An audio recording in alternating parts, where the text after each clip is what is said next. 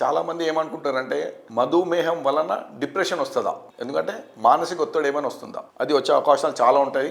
ఎందుకంటే ఒక పేషెంట్ ఉంటారు, ఆయన మంచి జీవితంలో హాయిగా ఉంటాడు, సడన్గా ఆయనకు మధుమేహం వచ్చింది అనుకోండి, తో ఇట్లా నెల సంవత్సరం 2 సంవత్సరం గడిచిపోతుంది. కానీ రాను రాను ఏమైందంటే ఒక 5 సంవత్సరాలు 10 సంవత్సరాలు అయితే తర్వాత ఆయనకు ఒక ఏమంటే ఆలోచన వస్తుంది, అది నా జీవితం ఇంతేనా.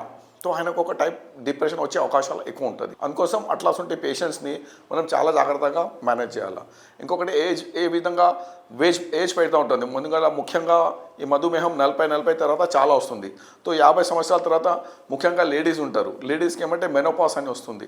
తో ఆ మెనోపాస్ వలన ఆల్రెడీ వాళ్ళకి మానసిక ఒత్తిడి వస్తుంది, దాంతో ఇంకా ప్రాబ్లం వస్తుంది. అదేవిధంగా మనుషులు ఉంటారు, వాళ్ళకి ఆండ్రోపాస్ అనే ప్రాబ్లం వస్తుంది.